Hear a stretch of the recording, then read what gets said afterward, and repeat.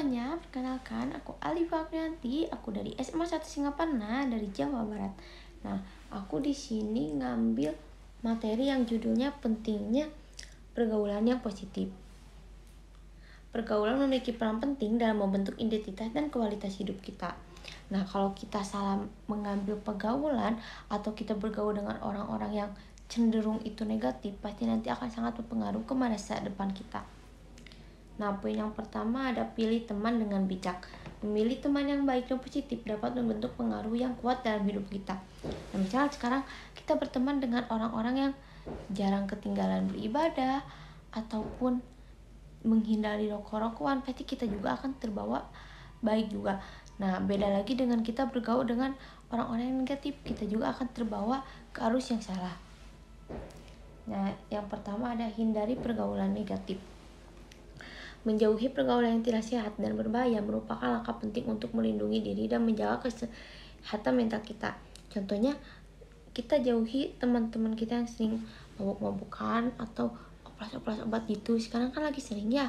Nah, lalu ada yang gak tahu tempat, misalnya berantem di tempat umum ataupun misalnya kita tuh gak saling menghargai.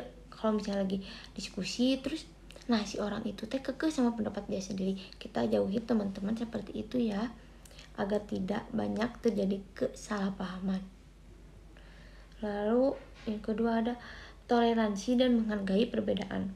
Menjaga toleransi dan saling menghargai antar kelompok merupakan landasan utama bagi harmoni sosial. Nah, jadi kita itu harus saling menghargai perbedaan. Misalnya, nah kita jajan ya, kita jajan. Nah, jadi kita sama temen kita tuh gak harus jajan tuh sama. Nah, karena aku suka itu lalu temen aku pengen jajan yang lain, temen kita harus nurutin kemauan kita. Nah, gak harus, tapi kita juga harus menghargai perbedaan teman-teman kita. Contohnya seperti beda agama, nah yang sering ya, nah kita sering menganggap sepele gitu, padahal kita juga meskipun agama kita beda, tetapi kita juga harus tetap menghargai teman kita, ngasih kelonggaran lah untuk beribadah dulu atau apa dulu, jadi jangan seenaknya. Lalu ada komunikasi yang efektif. Berkomunikasi dengan baik dan efektif adalah kunci dalam menjalani hubungan yang sehat dan membangun pemahaman yang lebih dalam.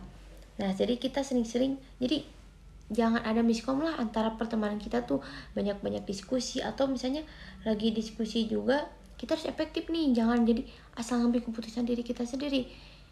Kita setuju dengan ini, teman-teman kita enggak. Nah, kita gak boleh asal pokoknya harus ini aja, pokoknya saran aku lebih baik. Nah, kita gak boleh, karena kita harus nemu jalan-jalan yang benar.